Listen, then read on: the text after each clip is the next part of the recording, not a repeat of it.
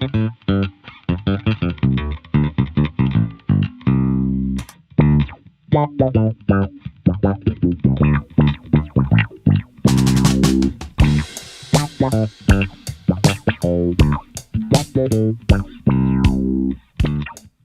I'm Grady. I'm an engineer here at Sourceaudio, and I'm going to talk a little bit about the ladder filter in our new Artifact pedal.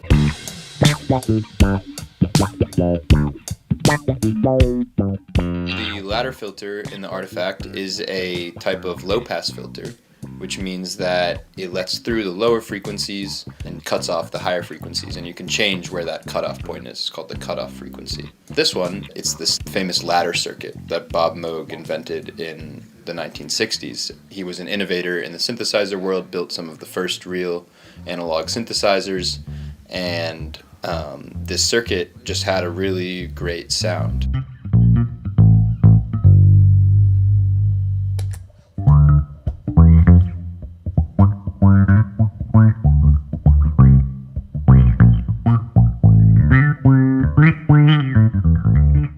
It's called the ladder circuit because if you look at the schematic, it almost looks like rungs on a ladder. This sound was really popular, really sought after, and eventually made its way into pedal form with the MF-101 in 1998, making it available to guitarists, bassists, and any other musician who didn't own a Moog synthesizer.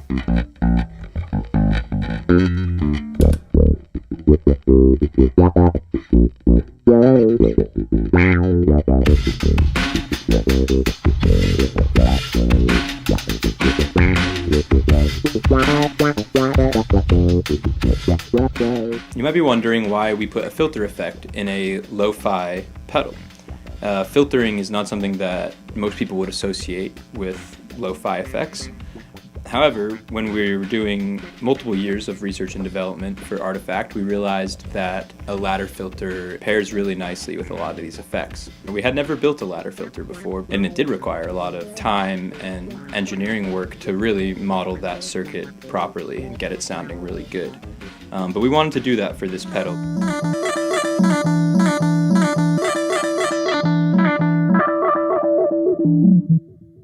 This ladder filter sound was so popular, not only on synthesizers, but eventually on guitars and later on pop and dance music, especially those really dramatic filter sweeps that you hear, is because it's a 4-pole filter.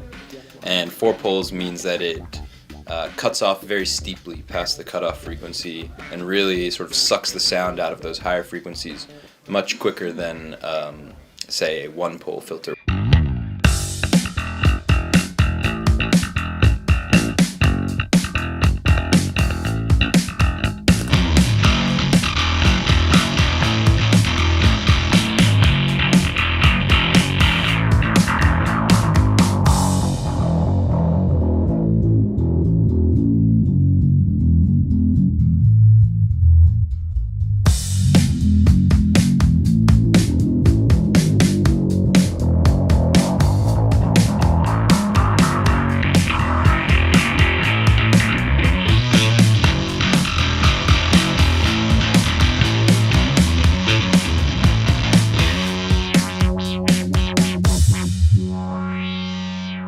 Okay, so to really understand what makes this circuit special and the difference between like a 4-pole filter, which is what this is, and a 1-pole filter, which might be more commonly found, we can look at something called the frequency response of these filters. So on the y-axis, we have magnitude, or you could also think of it as the amplitude of the output of the filter, and on the x-axis, we have frequency. So these are very low frequencies in the bass range, and eventually you get up to the limit of human hearing.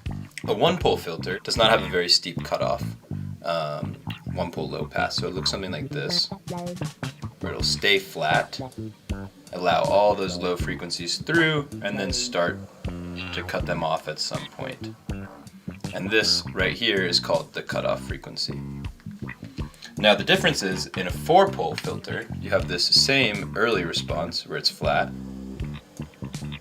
but it cuts off much more steeply. And so you can see the magnitude of these higher frequencies is much lower at the same point than on the 1-pole filter. And that's why it really sucks the sound out of those higher frequencies when you're playing, because it cuts it off so sharply.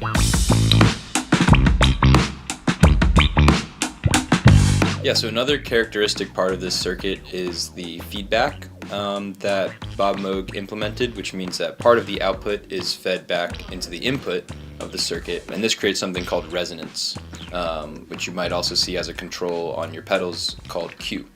And as you increase this feedback, the resonance or Q increases and emphasizes those cutoff frequencies so that you get a little boost there. And that gives it a sort of peaky or quacky sound.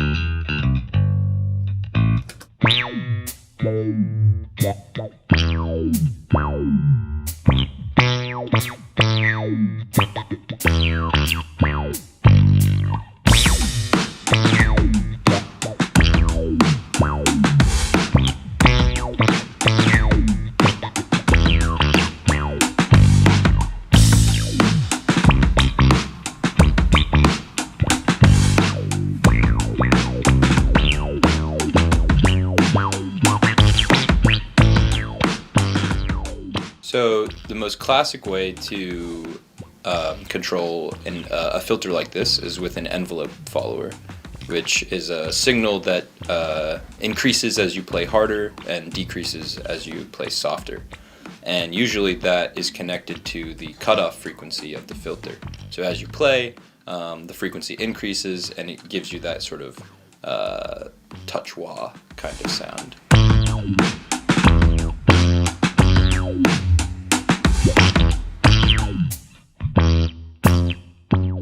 One thing that's unique that was not available on something like the MF-101, for example, is the ability to flip the envelope around.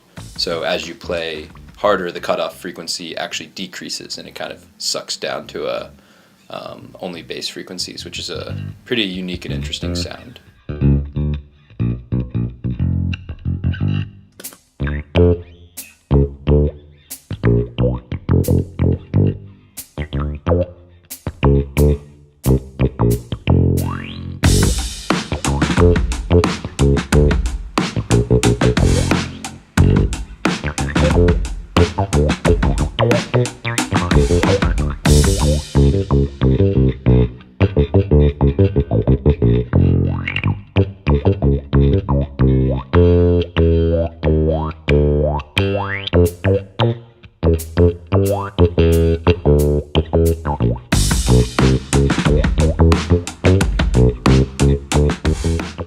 Another common way of controlling the filter, if you don't want to have it connected to your dynamics of your playing, is to use an LFO, or low frequency oscillator. And in the artifact we have a bunch of different shapes of LFOs for you to choose from to get inspiring sounds, ranging from a sine sweep, which is kind of the classic,